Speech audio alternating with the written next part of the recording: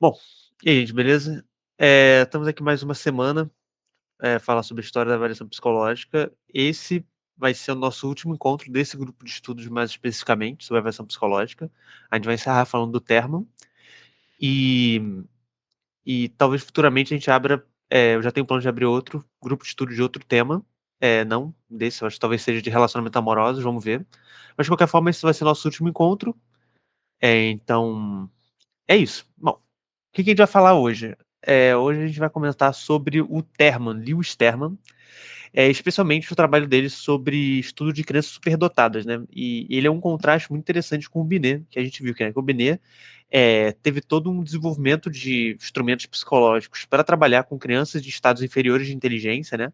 Enquanto o Terman, a preocupação dele para desenvolver instrumentos para trabalhar com crianças de estados superiores de inteligência, né? Usando inferiores e superiores de maneira dos termos que eles usavam, né? Que é então crianças superdotadas e crianças com necessidades especiais. Bom, o termo ele tem essa dicotomia, mas vamos ver exatamente como é que é essa pesquisa dele, né? Mas a princípio ele é um pesquisador bem conhecido por ser aquele que efetivamente popularizou o uso da escala do Binet nos Estados Unidos, o que é assim um grande acontecimento para avaliação psicológica a nível mundial também, né? Vamos ver isso de pouco em pouco. Vamos começar com as nossas perguntas de sempre e a gente volta no final para tentar respondê-las. Então, primeiro, sob qual pretexto o teste de Binet-Simon é trazido aos Estados Unidos? Qual tipo de ampliação e adaptação Terman fez no teste de Binet e qual sua motivação para isso? Qual impacto a Primeira Guerra Mundial teve no contexto da psicologia experimental e dos testes mentais nos Estados Unidos? E quem foram os pesquisadores que assumiram o estudo longitudinal de Terman após sua morte? E ainda mais, qual movimento importante foi feito por eles na década de 80 para o maior desenvolvimento dessa pesquisa? Bom, então hoje vamos falar do Lewis Terman, né, um psicólogo americano, nascido em 1877, morreu em 1956. Bom, o Terman é um cara que é muito ligado à psicologia educacional, especialmente, tá? Então, ele tem, assim, diversos bacharéis.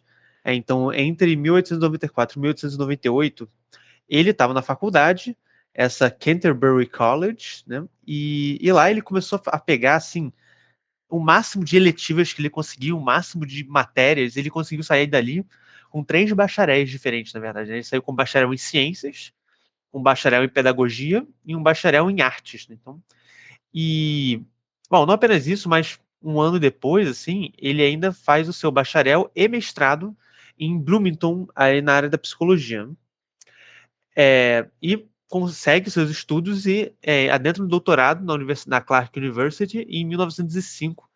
Ele então tira o doutorado dele em psicologia educacional.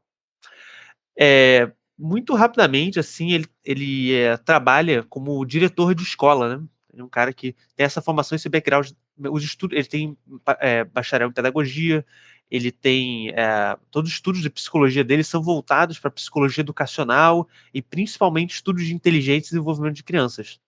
Então ele passa assim mais ou menos uns 2 anos como diretor de uma escola ali na Califórnia. E em 1907 ele consegue uma vaga de professor universitário na área de psicologia, seria Normal College de Los Angeles, que é a atual UCLA, né? Que é a Universidade da Califórnia. E, e depois, um pouco depois, ele consegue finalmente o posto de professor de psicologia e chega a ser chefe de departamento de psicologia na Universidade de Stanford, que é onde ele então segue toda a sua carreira e todas as grandes publicações e grandes estudos que ele faz são na Universidade de Stanford. Assim. Você vê que o Terman é um cara que dedica muito parte da vida dele na formação dele, né, com todos esses bacharéis, 3 bacharéis, mestrado, acho que são 4 bacharéis, um mestrado, um doutorado, e ele basicamente se dedica a vida inteira à academia, né? Ele trabalha pouco nesse sentido. Ele atua na área profissionalmente muito pouco. A grande parte da vida dele é focado basicamente na academia, na pesquisa, né? Bom, e quais são então? Qual é então a importância do Terman para a psicologia e os estudos dele? Bom, aquele mesmo estudo que a gente falou do Cattell ser considerado entre os 10 autores mais citados da psicologia do século XX, o Terman é considerado o 72º autor mas está da área da psicologia no século XX, tá? E ele também consegue o posto de presidente da APA em 1923. A gente vai ver por que essa presidência da APA dele foi tão importante assim. Não o que ele fez enquanto presidente, mas o fato dele ter assumido essa presidência é sinal de um contexto, de uma mudança de paradigma que estava tendo na psicologia ali no início do século XX nos Estados Unidos, né? Bom, ele é basicamente conhecido por duas grandes obras, né? O Terman é um cara que publicou assim muitos artigos diversos, pesquisou várias áreas. Ele basicamente faz dois grandes feitos assim, na pesquisa dele. A primeira é a adaptação da escala Binet-Simon, que torna-se Stanford-Binet, que em 1916 que ele faz isso já, sendo professor de Stanford, não por isso então, por isso então, justamente que essa escala recebe o nome de Stanford-Binet. E o trabalho dele começa ali em 1925, que é o Genetic Studies of Genius, que ela vai, na verdade, é um estudo longitudinal de crianças superdotadas, que ele acompanha essas crianças durante toda a vida. Então ele começa ali em 1925. Você percebe que esse estudo vai até 1995, só que vocês veem que ele falece em 1956. Ou seja, mesmo depois que ele morre, alguns alunos dele continuam essa pesquisa. Então é uma pesquisa que é uma das pesquisas mais longas já feitas na psicologia, e ela é publicada em 6 volumes diferentes, né? Esse aqui é o volume 1, Genetic Study of Genius, Mental and Physical Traits of Thousand Gifted Children. A gente vai entrar mais em detalhes de como é que é essa pesquisa, mas eu acho que são publicados 6 tomos, assim, são livros de 1000 páginas, assim, é uma coisa gigantesca mesmo, porque eles tinham uma amostra muito grande, e você vai ver o que ajuda ele a fazer essa pesquisa, uma quantidade absurda de verba do Commonwealth lá, e a gente vamos hoje ver um pouco mais sobre esse estudo do Terman. A biografia dele é bem rápida, né, porque ele basicamente as contribuições dele é esse trabalho que toma a vida inteira. Ele dedica a vida inteira dele a esse trabalho longitudinal. Bom, aqui a gente tem que falar um pouco sobre como que está sendo feito o cálculo do QI, né? E a gente vê que o Terman é o último cara a botar a mão na fórmula do QI. Inicialmente, a gente tem a ideia de QI com o Binet, em que ele pegava, então, a idade mental da criança e diminuía ali pela idade cronológica. Então, ele via a diferença de idade cronológica e a idade mental calculada do teste dele. E ele tinha certas normas que ele dizia assim, olha, mais de 2 anos de diferença da idade cronológica poderiam apresentar problemas de aprendizado. Então, ele tinha a ideia dele é toda a diferença da idade cronológica para a idade mental que é calculada pelo teste. Já o Stern, ali no início da década de 20, ele vai trazer a ideia do coeficiente de inteligência, vai tornar-se o QI propriamente dito. Então, em vez de ser a diferença da idade mental calculada e real, vai ser então o coeficiente. Então, ele vai pegar a idade mental e dividir pela idade cronológica. E o Terman, ele vai fazer uma rápida adaptação e ele vai multiplicar esse coeficiente por 100, né? E a gente vai ver também que o Turniston depois pega essa escala QI e normatiza, bota média 100, desvio padrão 15, mas o Terman foi um cara aí que adicionou essa multiplicação por 100, então deixou ela um pouco mais da forma que a gente conhece hoje, né? Esqueci de botar o nomezinho, esse aqui é o Terman, tá? Bom, e como é que então o trabalho do Terman, assim, no estudo da inteligência, ele começa com a vinda do teste do Binet-Simon para os Estados Unidos, né? Então, em 1906, Henry Goddard, que era um psicólogo americano, que era na época diretor do departamento de pesquisa de uma escola para deficientes mentais em Vinland, vai à Europa atrás de um modo de diagnóstico de deficiência mental. Ou seja, o Goddard ele trabalhava com uma situação muito parecida do Binet, trabalhava com crianças necessidades especiais, né, crianças com déficit de aprendizado, e ele vai à Europa, assim, procurar uma forma diagnóstica, né, que a gente viu lá em 1905, que o Binet publica a necessidade de um diagnóstico científico para estados inferiores de inteligência. Ou seja, esse artigo provavelmente chega ao Goddard em 1906 e logo ali, muito próximo, ele vai à Europa e vai tentar conseguir uma cópia desse teste do Binet-Simon, né? Porque ele tem essas necessidades de diagnóstico, né? Então, há um movimento, já nos Estados Unidos, ali bem no início do século XX, de você tirar a responsabilidade médica dos diagnósticos das deficiências mentais, dos transtornos mentais, e passar para os psicólogos, né? Então, a trazer esse teste para os Estados Unidos ia botar sob responsabilidade maior o tratamento psicológico dos psicólogos do que dos médicos, né? Então, havia, assim, nessa época ainda, uma grande disparidade hierárquica na saúde entre os médicos e psicólogos, mas com o advento do teste psicológico, assim, de um diagnóstico mais criterioso, os psicólogos passariam a ter mais espaço nessa área de atuação, né? Trabalhar com inteligência, com transtornos mentais, e aqui especialmente com a psicologia escolar e a psicologia de desenvolvimento, né? Bom, e o Godin ele vai trazer, então, em 1906, esse teste do Binet, e ele vai começar uma campanha de testagem em massa. Ele testa, se eu não me engano, assim, quase 3.000 crianças logo nos primeiros anos. Ele começa a testar e ele, inclusive, paga pesquisadores para fazer campanhas de testagem e trabalhar, tentar descobrir qual que era a média, começa a fazer pesquisa com esse teste. Só que qual é o problema? Que o Godard, ele não tinha um conhecimento de psicometria muito bom, assim. Também era 1906, as teorias de psicometria estavam muito pouco desenvolvidas. E em 1900, então o que ele fez? Basicamente ele pegou o teste, estava em francês, ele traduziu para inglês e é isso, acabou. E aplicou. Só que em 1916, o Godard e o Terman eram conhecidos, trabalhavam juntos, né, na mesma área. Em 1916, o Terman, então, depois de trabalhar um pouco nesse teste, ele faz uma adaptação do Binet-Simon. Então, o Binet-Simon, ele passou a ser chamado de Godard-Binet, o teste de Godard-Binet, e depois que o Terman adaptou em 1916, ele, então, passa a ser chamado de Stanford-Binet, né, porque aí passa a ser de produção do Terman. E a adaptação do Terman é muito melhor, porque não é só uma tradução literal, né? A gente já fez o curso de psicometria, sabe que a adaptação transcultural de um teste não é apenas a mera tradução, né? Mas não apenas isso, o Terman não só adapta alguns itens, assim, principalmente as imagens, o conteúdo das frases do teste, mas ele também amplia, ele cria mais questões e ele tenta ampliar esse teste, não tenta, ele amplia esse teste para que ele possa ser usado para medir inteligência em adultos também. Então, porque o Binet-Simon era utilizado para fazer testes em crianças, especificamente. A gente vê que depois, em 1911, 1918, ele amplia alguns itens, mas em 1916 o Termo já está fazendo ampliação de itens próprios dele. Ele já não vai usar as novas versões que o Binet está fazendo lá na França, até porque elas são adaptadas para o contexto francês, não para o contexto americano, né? Bom, esse carequinha aqui é o Godard, né? É o amiguinho do Terman, e esse aqui é o original ali do livro do Terman, que é o Measure Intelligence, a Guide to the Administration of the New Revised Stanford Binet Test of Intelligence. Então ele cria um manual ali de como que ele fez a adaptação e como que você deve aplicar. Ele cria uma padronização de como se aplica o teste do Stanford Binet. E ele passa a ser um teste muito, muito utilizado. Bom, e qual o impacto, então, que a vinda do teste do Binet-Simon dos Estados Unidos teve no contexto da psicologia, no contexto da APA, né? Sabe que a APA ela é criada ali em 1922, 1923, se eu não me engano. Porém, antes disso, a gente vai ver que tem o advento da Primeira Guerra Mundial, né? Se não me engano, começa ali em 1914, 1915.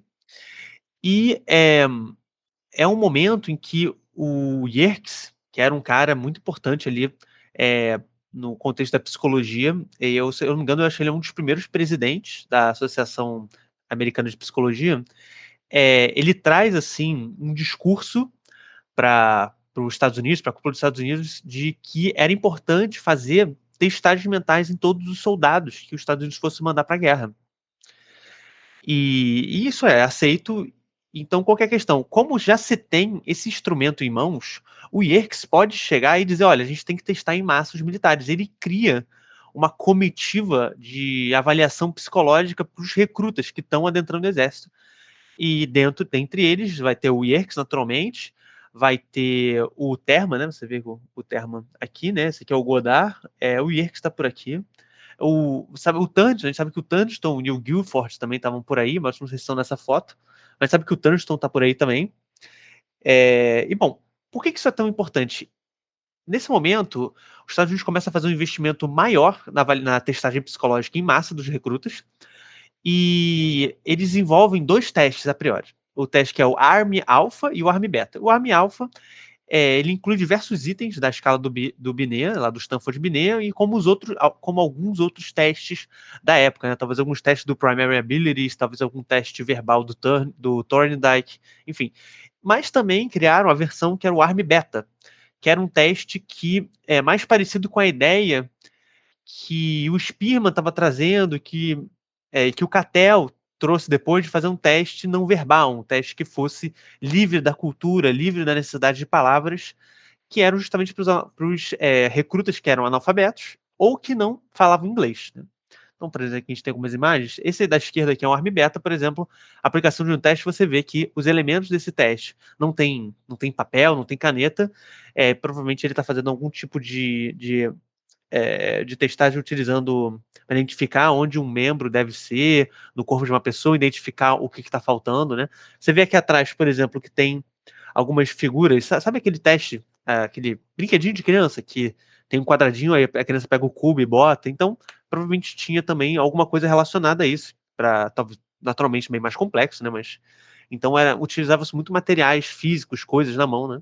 E aqui é uma imagem também de um item desse ARM Beta, que você vê que não tem nenhuma opção de escrita, né? Então aqui, por exemplo, você tinha que determinar o que tinha de errado na figura, né? A gente vê que tem de errado a figura que a mulher, por exemplo, ela tá passando aqui a maquiagem, só que o espelho que reflete, ela tá parada, ela não tá passando a maquiagem, né? Então você deveria ser capaz de observar isso quando o entrevistador perguntasse para você o que tem de errado na imagem, né? Você apontar o erro.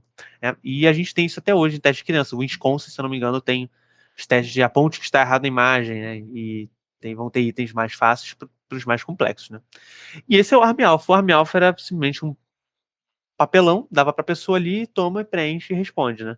E, assim, uma grande crítica que a gente pode fazer a essa avaliação militar do ARM Alpha é que elas não eram feitas em contextos muito padronizados. Você vê, em nenhum momento você vê hoje em dia, mesmo nas aplicações em massa que o Detran faz de psicotécnico, você precisa de uma mesa, você precisa de um ambiente silencioso, você precisa de materiais padronizados, então precisa ser o mesmo teste, a mesma caneta. E aqui você vê todos eles aplicando o teste no chão, com uma prancheta.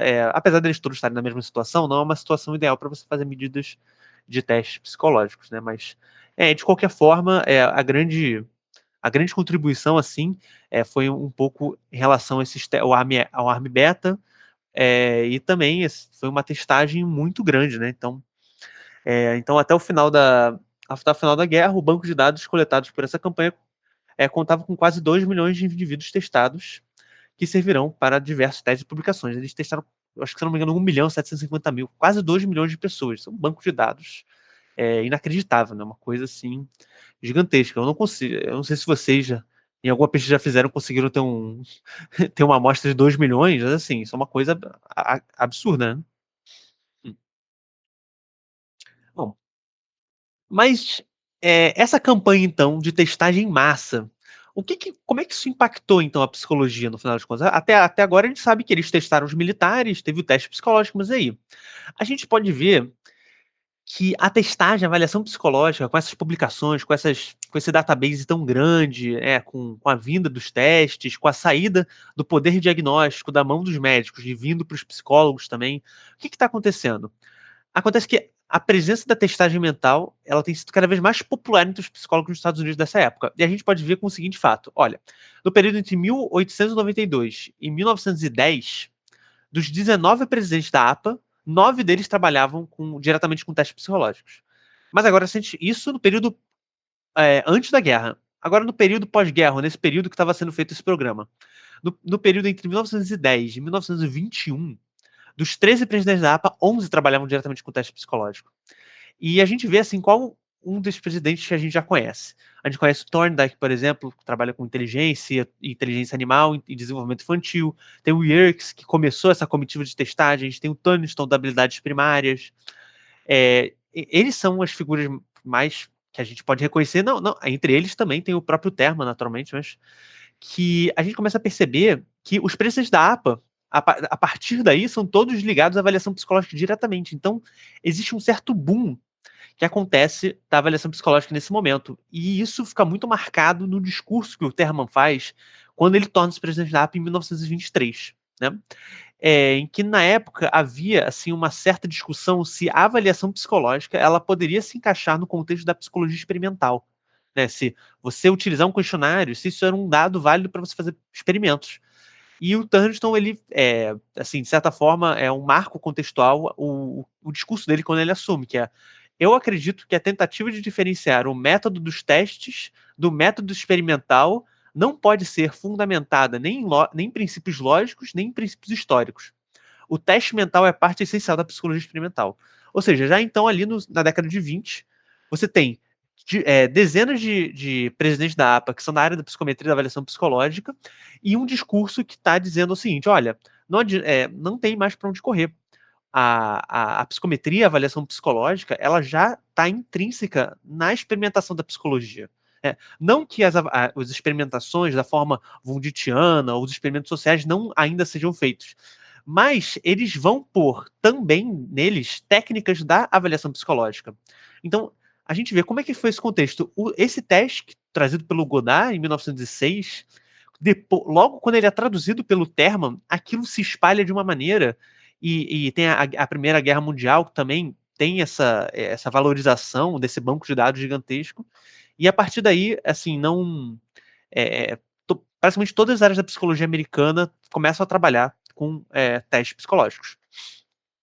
Bom, beleza. Essa foi assim um breve contexto histórico do que estava acontecendo e também a importância da tradução do Stanford BD que o Terman teve. Então agora vamos falar um pouco sobre o projeto principal do Terman, que é esse Genetic Study of Genius, que é o estudo longitudinal que ele faz de crianças superdotadas, crianças que ele considera geniais, né, gênias.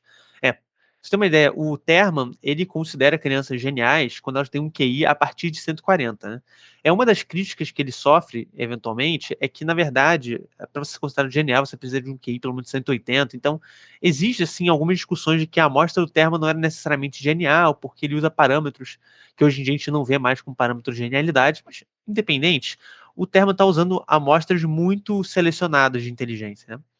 E o que mais impressiona é a quantidade de verba que esse cara consegue para o trabalho dele.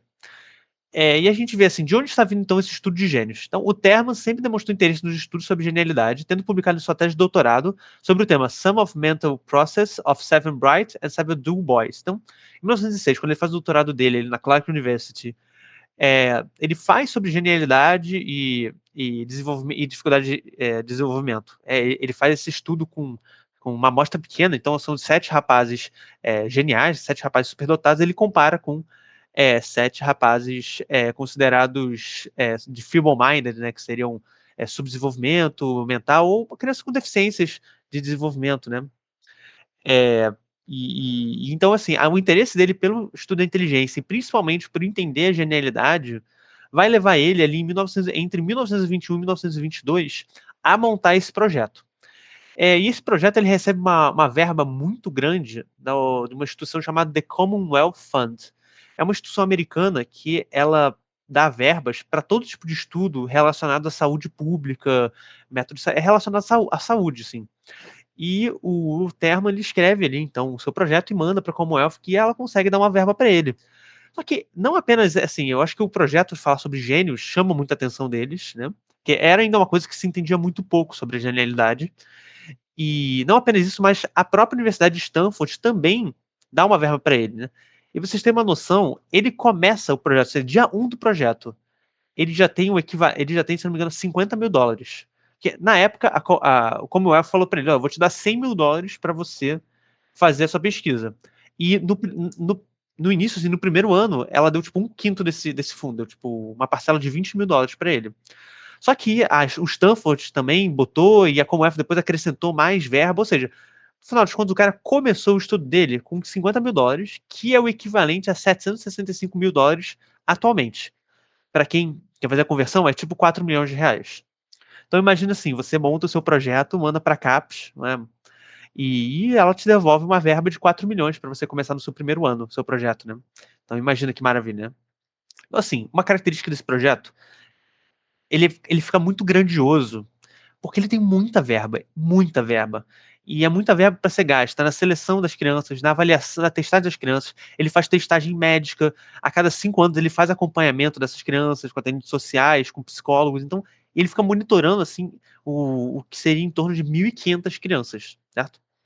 Então, é um projeto muito grande que tem um fundo, tem uma verba de estudo muito grande. Bom, então como é que ele vai fazer essa seleção?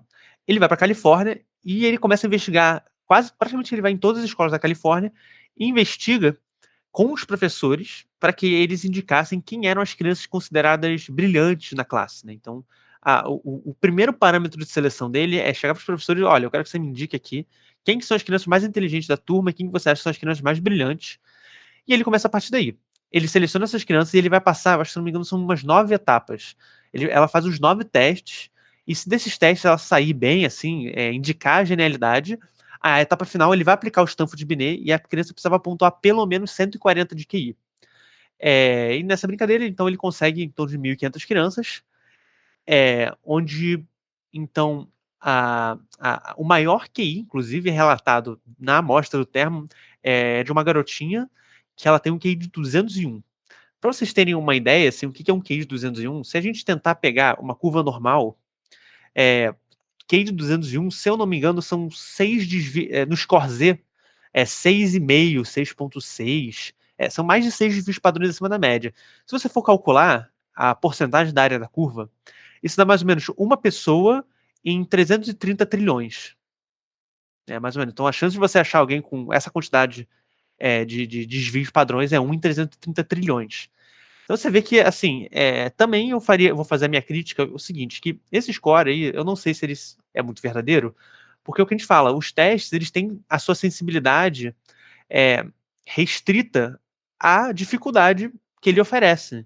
Então, se esse teste do Stanford Binet, ele não é adaptado para testar crianças tão inteligentes assim. Então, naturalmente, esse score de 201 talvez esteja muito superestimado, porque o teste dele se baseia no coeficiente de inteligência. Então, talvez uma criança de 8 anos acertou as questões de uma criança de 16 anos e o QI dela é 200. Então, eh, isso é questionável, mas de qualquer forma, para a época, o maior QI da criança ali era uma garotinha de QI de 201. E, enfim, ele consegue coletar 1.500, uma amostra de 1.528 crianças, de 3 a 19 anos, mas a maioria delas tinha entre 8 e 12, e a média de QI delas era de 151. Pra você ter uma noção, 151 seria 1 em 7.000. Então, uma criança a cada 7.000 teria aí pelo menos um QI de 151. Bom, ele coleta todas essas mil e cacetada, 1.500 e poucas crianças com QI altíssimo aí, de média 150, e ele passa ao longo da vida a coletar muita informação delas. Eu vou tentar passar aqui e não me estender muito, o que ele chegou a coletar nesse tempo, no tempo de vida do Terman. A primeira coisa que ele se preocupou era fazer avaliações da constituição física, saúde física dessas crianças. Porque, assim, na época dele, e hoje em dia a gente até tem um pouco isso, existe um certo estereótipo de que uma criança muito inteligente teria um físico muito frágil, né? E até alguns teóricos evolucionistas poderiam pensar que é uma compensação, né? Então você gastou muita energia para desenvolver uma cognição, mas o seu corpo fica fragilizado. Então o Terman comenta que havia esse estereótipo de criança, que pessoas muito, muito inteligentes eram muito, muito fracas, ou tinham corpos frágeis, ou tinham corpos fracos, e ele viu que na verdade não. Inclusive essas crianças muito geniais, elas tinham inclusive uma constituição física muito superior à média, né? Então elas eram muito mais saudáveis, elas eram mais altas, maiores, muito, muito acima da média, né? É claro que, é, e a gente vai falar das críticas do trabalho do Terman no final, ele está trabalhando com uma amostra que é majoritariamente branca, de bairros com alta renda, que tinha uma etnia muito específica, eram quase todas brancas, quase todas judias, enfim. Isso a gente vai falar depois, mas esses achados físicos, assim, para ele foi importante na época. Mostrar que a genialidade não estava ligada a um corpo fraco, mas inclusive a um corpo mais forte do que a pessoa média, né? Enfim, essa é mais uma coisa do Termo, essas teorias meio estranhas dele. Mas vamos lá. Bom, qual que então é o primeiro dado interessante que ele pode trazer à pesquisa dele? Ele vê o seguinte, que da amostra dele, 70% das mulheres foram para 70% dos homens foram para a faculdade e 67% das mulheres também foram para a faculdade. Porém, a média da Califórnia, dos jovens ingressarem na faculdade era de 8%. Então você já vê que a amostra dele é muito, muito elevada. E uma das coisas que a gente pode apontar logo de início é que, em termos de rendimento acadêmico, não havia diferença entre homens e mulheres. E o Terman, ele pinta que ele quer provar que os homens são mais inteligentes que as mulheres, porque ele tem na cabeça dele essa maluquice. Só que os dados dele mesmo mostraram que não havia diferença. Então ele passa a fazer assim, uma volta inteira para tentar justificar isso. Enfim, a gente também vai ver um pouquinho dessa crítica, mas tudo que ele age entre diferentes inteligências, homens e mulheres, não é significativo. O rendimento acadêmico e o QI, todos tinham a mesma média, né? Então, já é por exemplo, um dado interessante, né? Dentro da genialidade, ou seja, o espectro das pessoas mais inteligentes, não há distinção entre homem e mulher, assim, não há diferença de QI ou de quantidade de pessoas no espectro mais inteligente. Bom, então vamos lá. Em 1954, fez comparação entre aqueles que seguiram a vida na ciência e percebeu-se que eles eram especialmente menos versados em habilidades sociais. Isso é uma coisa que incomodou um pouco o Terman, que ele descobriu que quem ia para a área da ciência natural, para pesquisa, na verdade eram pessoas que tinham menos habilidades sociais, né? Então talvez esse estereótipo talvez seja verdadeiro, né? De que a pessoa muito inteligente, ou pelo menos a pessoa muito inteligente e tem propensão à pesquisa científica, ela não é necessariamente mais introvertida, mas tem menos habilidades sociais, é menos capaz de fazer engajamentos, menos polida, enfim, menos empática, enfim, esse tipo de coisa. Bom, mais dados. Níveis de neuroticismo foram identificados com os bons preditores de insucesso marital, ou seja, pessoas com alto nível de neuroticismo geralmente tinham mais fracasso nos seus relacionamentos, e descobriu também que os níveis de QI permaneciam estáveis, né? Então, esse trabalho de 1955, esses dois, trouxeram essas duas informações. Então, o seu QI, quando ele é medido quando criança, ele vai se manter estável. Então, é uma boa predição, né? A medida de QI na infância mostrou-se, então, estável, porque na vida adulta, essa medida ela continuava. Bom, em 1968, tem uma pesquisadora que trabalha com o Terman e escreve a monografia dela usando essa amostra. Ela faz uma pesquisa bem interessante, que ela pega o seguinte, ela pega um grupo do Terman e ela pega, baseado no sucesso profissional que esses indivíduos tiveram, ela pega os 100 que tiveram o melhor sucesso profissional e os 100 que tiveram o pior sucesso profissional, né? Ela usa uma categoria de não só de salário, mas também de posição, então ela consegue ver pelo emprego que a pessoa tem. Então, as 100 pessoas com o melhor emprego e 100 pessoas com o pior emprego. Então, as pessoas com o melhor emprego, ela chama de grupo A, e as pessoas com o pior emprego chama de grupo B. Então, ela vê, no grupo A, 63% das pessoas se formaram com honras na faculdade, enquanto no grupo B, apenas 11%. Isso é muita coisa ainda, mas porque são grupos de pessoas geniais. Então, a gente vê que, por exemplo, aqui o sucesso profissional está ligado a se formar com honras na faculdade. Então, a gente já vê isso. Pessoas no grupo A reportaram melhores estados de saúde física e mental do grupo B. Então, pessoas nesse grupo A eram melhor de saúde física, eram mais saudáveis, mas também tinham menos aparição de transtornos psicológicos e problemas relacionados a isso. Eles pediram uma heteroavaliação, então pediram para que os parentes e os cônjuges dessas pessoas dos grupos reportassem sobre elas e viram que as pessoas do grupo A tinham mais perseverança, tinham mais confiança e eram mais livres de sentimentos de inferioridade. Então, as pessoas em volta das pessoas do grupo A julgavam elas como mais confiantes, mais perseverantes, enfim, né, do que as pessoas do grupo B. E no grupo B também notava-se um uso excessivo de álcool, era mais comum no grupo B, né? Então, não há diferença de consumo de álcool geral, mas o consumo excessivo estava muito mais presente no grupo B. Seguindo um pouco essa ideia, também alguns artigos foram publicados ali na década de 70, de 80, para identificar fatores preditores de suicídio, tanto em homens quanto em mulheres superdotados. Então, vocês vão ver que esses estudos nem sempre são ligados a entender sobre inteligência, mas também a entender sobre preditores da vida. Você compõe milhares de pessoas durante a vida inteira delas. E eles acham também alguns preditores do suicídio, para homens e para mulheres. Bom? Bom, e então, o seguinte, antes da sua morte, em 1956, o Terman, ele vai passar o seu projeto por um colega de Stanford dele, que é o Robert Sears. Um fato curioso e o Robert Sears depois ele vai passar a trabalhar junto com o Lee Cronbach, né? Talvez vocês já tenham conhecido o Cronbach, que é o cara do coeficiente de Cronbach, né? O coeficiente de fidedignidade. E o mais interessante, esses dois, tanto o Robert Sears quanto o Lee Cronbach, eram crianças da amostra do Terman. Ou seja, o Terman lá atrás selecionou aquelas 1.500 crianças e depois, na década de 50, elas estavam trabalhando como colegas de psicologia dele e ele passou o projeto para elas. Assim, eu acho esse fato bem, bem interessante, até porque como se a criança do próprio projeto, quando adulta, continuou fazendo ele, né? Continuou trabalhando, porque era da área. Bom, então tanto o Sirius quanto o Chroma faziam parte da amostra do trabalho do Termo originalmente, e o foco dos estudos de preditores de sucesso em jovens superdotados então eles mudam assim um pouco o foco do estudo, né? Então o estudo ele deixa de ser preditores de sucesso. Então ele quer saber assim, se a superdotação são bons preditores para sucesso profissional, sucesso em dinheiro, enfim. E eles passam a fazer uma pesquisa mais ligada à adaptação na velhice. Eles querem saber sobre qualidade de vida, sobre satisfação de vida na velhice, porque a amostra deles já está super envelhecida. E já tudo que vocês pesquisar sobre sucesso profissional, sucesso marital, já tinha sido feito. Então, o foco deles agora, trabalhando com esses idosos, é saber quais preditores lá que eles viram desde criança influenciam na qualidade de vida, na satisfação de vida, na melhor adaptação da velhice. Então, eles começam a pesquisar isso. Em 1977, então, o Sears publica um artigo sobre fatores de satisfação de vida em homens idosos, superdotados, né, porque essa era a amostra deles. E os achados apontam que, apesar das grandes conquistas profissionais e acadêmicas, a maior fonte de satisfação era a família, né? Então, essas pessoas superdotadas que tinham muito dinheiro, um emprego muito bom, ou posições de emprego muito boas, ou eram muito bem, é, é, eram muito bem sucedidos academicamente, e no fim das contas, o que mais gerava satisfação na vida deles era a família, não era nenhuma dessas coisas, né? Então já é um achado interessante, né?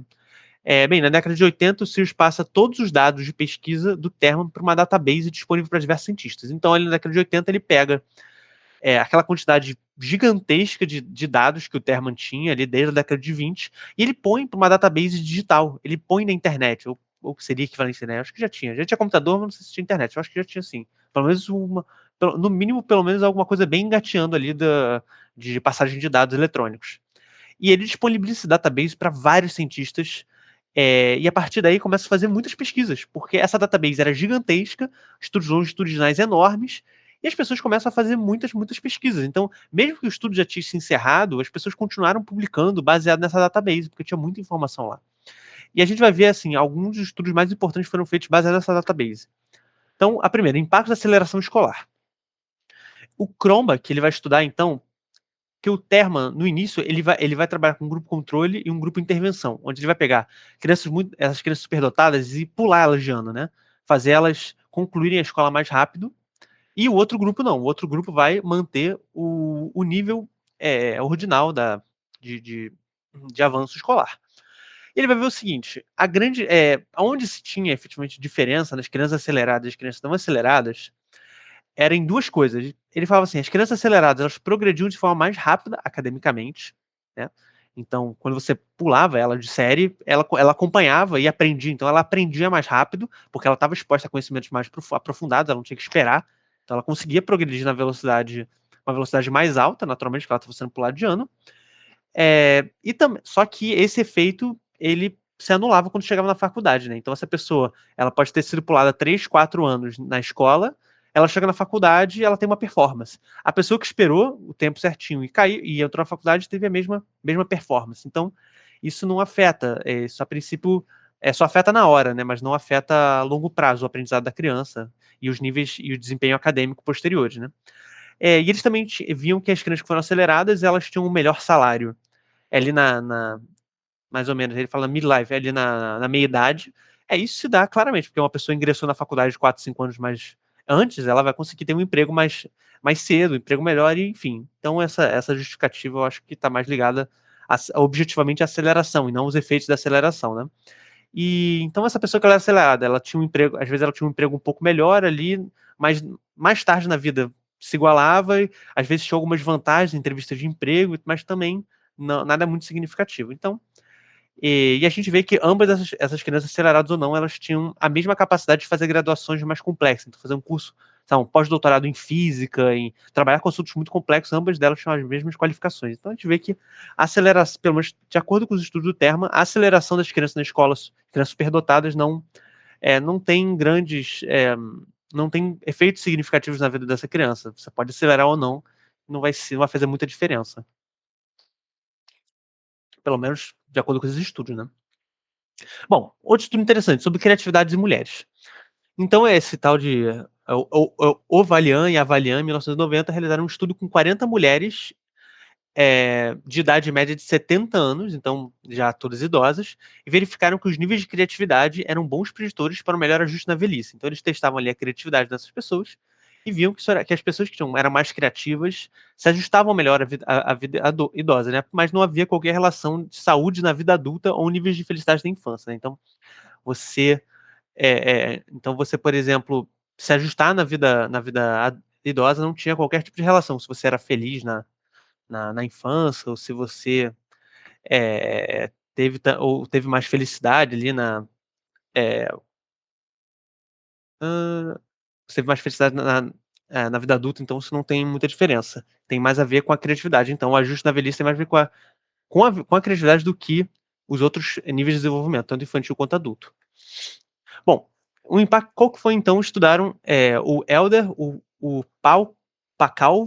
Pavalco e o Hastings, estudaram ali na década de 90 os efeitos que a Segunda Guerra Mundial, que as guerras mundiais e que a Big Depression, né, que é a crise de 29, tiveram nessas crianças, né?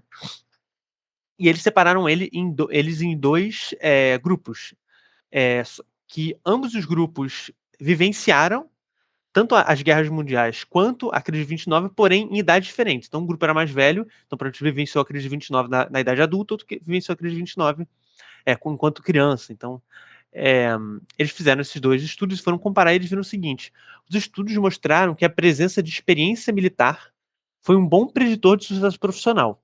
Então, então as pessoas que venciaram a guerra e que foram servir, elas era um fator que assim aumentava a chance deles terem um bom emprego ou o emprego que eles queriam, mas também era um preditor de insucesso marital e estresse familiar. Então, aqueles que eram veteranos de guerra tinham um bom emprego, mas tinham uma pior relação no matrimônio, assim, e também tinham mais estresse no meio familiar. Bom, e o último, se não me engano, desses estudos de database são preditores da infância para a saúde e longevidade. Ou seja, eles querem ver o que aconteceu com você lá na sua infância que pode ter repercutido em você ser uma pessoa saudável e longeva. Então, eles vão pontuar algumas coisas. Então, os fatores de dependência e conscienciosidade são preditores de longevidade. Então, a dependência afetiva, amorosa ali, depender de outras pessoas e ter alta conscienciosidade são fatores que vão te deixar vão te ser mais longevos, né? São bons preditores de longevidade. A sociabilidade não é uma boa preditora de longevidade e saúde, então a pessoa extremamente sociável, isso não é um bom preditor, não faz diferença. O uso excessivo de álcool e cigarro são bons preditores de saúde e longevidade, ou seja, se você usa muito, você não vai ter boa longevidade, eles são bons preditores nesse sentido, né? Preditores negativos, né? O beta deles é negativo. É, o autorrelato de bem-estar e saúde na idade adulta são bons preditores de autorrelato de bem-estar e saúde na velhice. Então, na vida adulta, se você acha que tem um bem, se você relata que você tem um bem-estar, que você tem saúde física, isso provavelmente vai se levar para a velhice também. Então, isso é um bom preditor. Dos grandes fatores de personalidade, a conscienciosidade e a amabilidade foram os únicos fatores de personalidade preditores da longevidade, né? Então, você ser uma pessoa resiliente e organizada, que é a parte da conscienciosidade, e uma pessoa empática e polida, essas características estão ligadas à longevidade. E fatores e descoberta que é os fatores comportamentais e socioambientais são melhores preditores da longevidade do que fatores psicossomáticos. É isso que está escrito no artigo. Eu não sei se eu entendi exatamente o que seriam esses fatores psicossomáticos, não sei, que não fala fatores fisiológicos, né?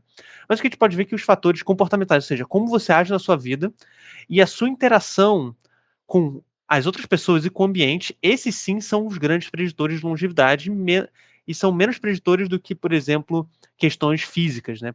Relacionadas ao corpo.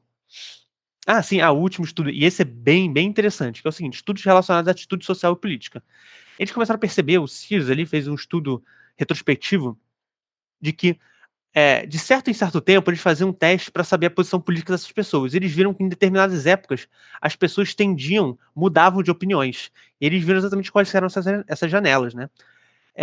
Então, entre 1940 e 1960, há um movimento mais inclinado para right-wing, para a direita. Então, entre 40 e 60, as pessoas estavam mais ligadas a partidos mais extremos de direita, enquanto na década de 60 até 1977 há um movimento reverso. Essas pessoas da direita, elas passam a ser movimentos mais liberais, mais de esquerda, e principalmente as mulheres, assim. E eu acho que isso pode estar ligado a muitos movimentos feministas que ali da década de 60 e 70. Então, assim, esse fenômeno social e político, ele acontece para todos, mas especialmente para as mulheres dessa amostra. Bom, e para a gente finalizar, então, eu acho que a gente sempre tem que falar da crítica que a gente tem que fazer ao Terman. Então, assim, com o seu trabalho, o Terman foi o pesquisador que mais fez estudos com superdotados, produzindo conhecimentos muito importantes para a nossa compreensão sobre inteligência. Então, assim, o dado que ele gerou para a gente é inegavelmente importante. Você vê que até essa database dele foi produzida até ali o final da década de 90. Bem, não apenas isso, seu trabalho mudou completamente a forma como vemos a genialidade. Então, existiam certos estereótipos sobre a genialidade que começaram a ser desmascarados ou evidenciados como verdadeiros com esses estudos. Então, se compreendia muito pouco sobre o que era a genialidade, e o Terman, ele fez esses estudos longitudinais, a gente passou a entender um pouco mais. No entanto, é importante apontar que o Terman teve inúmeros viés na sua pesquisa devido às suas crenças pessoais e preconceitos. O Terman, assim como o Godard, que é aquele cara que trouxe, eles eram eugenistas e tinham uma grande influência do estudo do Galton sobre hereditariedade genética. Então, assim, esses caras, eles são galtonianos, eles eram membros e fundadores das sociedades eugênicas lá nos Estados Unidos.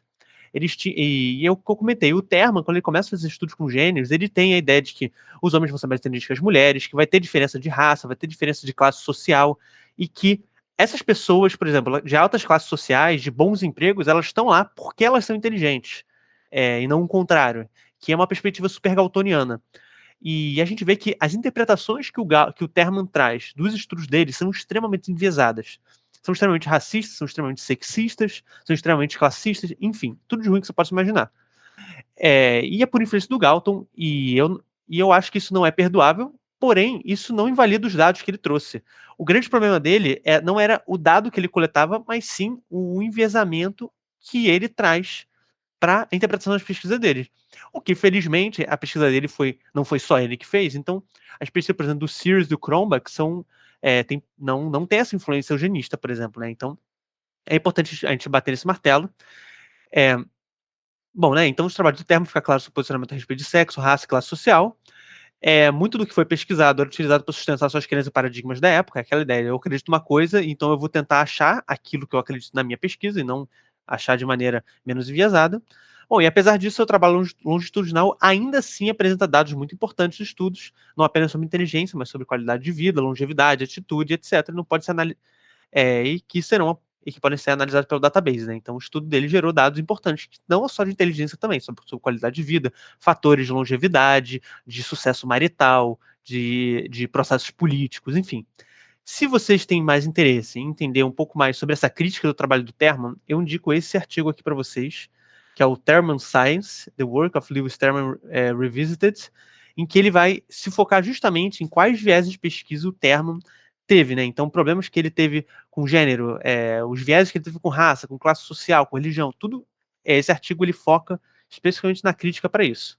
Bom, hoje eu acabei não botando as referências, eu esqueci, mas de qualquer forma, depois eu posso passar para vocês se vocês tiverem interesse. Bom, alguma pergunta? O que vocês acharam? E aí, o termo é maneiro, não é maneiro? O que vocês acharam do trabalho deles? Ficaram com alguma dúvida? Tem perguntas? Façam as perguntas que daqui a pouco eu vou fazer perguntas para vocês.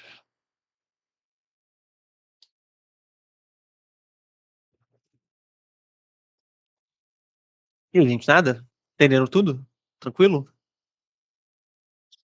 Grande parte da apresentação foi só mostrando os dados da pesquisa dele, assim, pode parecer um pouco monótono, mas são dados importantes, assim, né?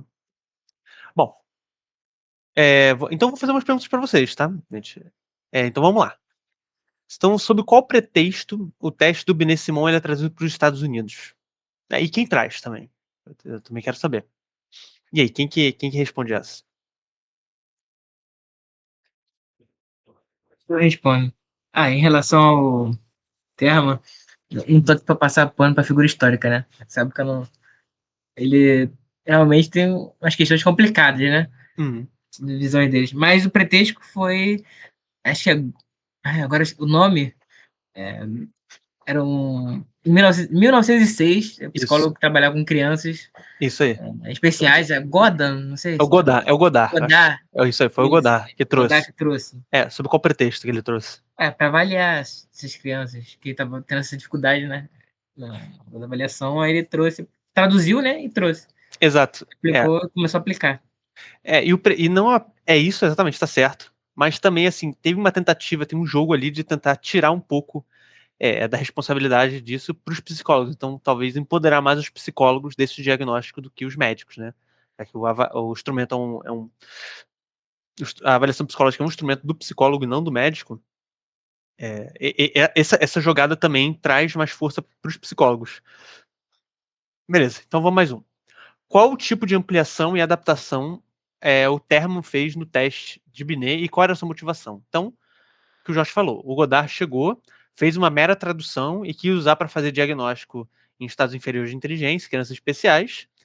Aí chegou o Terman e o Terman fez uma ampliação no teste, não apenas adaptou, mas ampliou. Eu quero saber que tipo de ampliação que ele fez e por que ele fez esse tipo de ampliação no teste do Binet.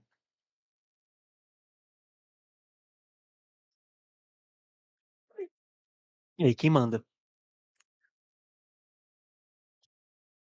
E aí, Isabela? Pode ser você?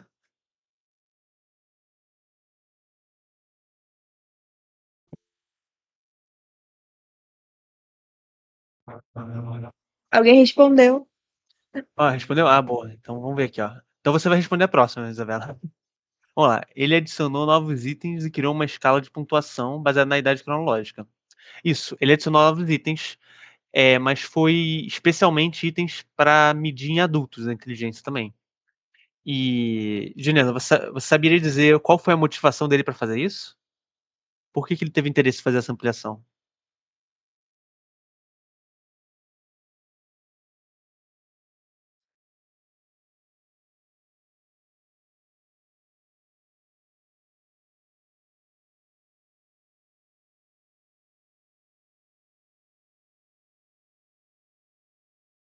E aí, se você não souber, tudo bem, só para saber. Estou esperando você digitar ou. Ah, acredito que para estabelecer padrões de avaliação que pudessem ser aplicados de forma mais ampla também precisa, né? De certa forma, sim. Eu acho que mais ou menos. A grande questão é que é, ele queria ampliar o teste para poder testar em crianças geniais, né? Então, o teste do Binet ele é feito para aplicar em crianças com deficiência intelectual, com dificuldade de aprendizado. E o Terma, então, ele vai ampliar os índices para poder testar as crianças no outro espectro, né? Então, tá certo, ele queria de forma mais, ter uma aplicação de forma mais ampliada, mas era especificamente para trabalhar com genialidade. Mas é isso aí. E fica mais preciso, naturalmente, né? Porque ele vai fazer toda a adaptação certinho, os coeficientes. Bom, então qual o impacto a Primeira Guerra Mundial teve no contexto da psicologia experimental e os testes mentais nos Estados Unidos? Vai, Isabela, você que manda ver. Eu entendi que, na verdade, foi a aplicação do teste alfa e do teste beta, né? Porque eles tiveram que Uhum, criar testes para aplicar em massa para saber a capacidade psicológica, né? A uhum, capacidade mental dos recrutas.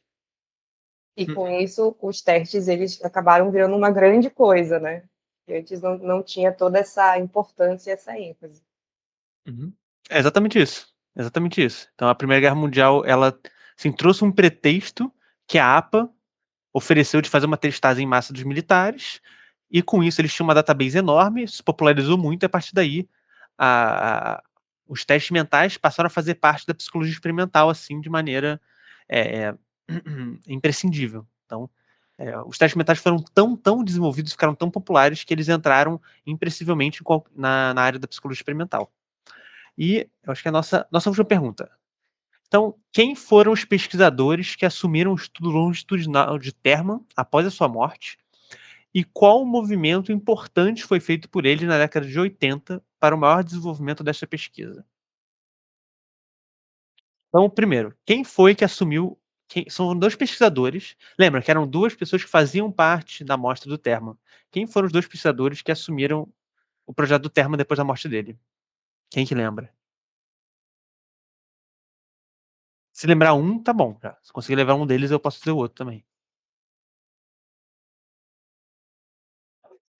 E alguém lembra quem que eram? Pesquisadores? O nome deles? Era o Sears e o Cronbach, exatamente. Robert Sears e o Lee Cronbach. Né? Então, sim, eles foram os pesquisadores que assumiram depois da morte, que faziam parte, eram uma daquelas crianças. E agora, Daniel, você respondeu. Qual, então, foi o movimento que eles fizeram, que o Sears e o Cronbach fizeram, que, que gerou o maior desenvolvimento da pesquisa deles? Ali, fizeram na década de 80, eles fizeram uma coisa com a pesquisa. O que eles fizeram?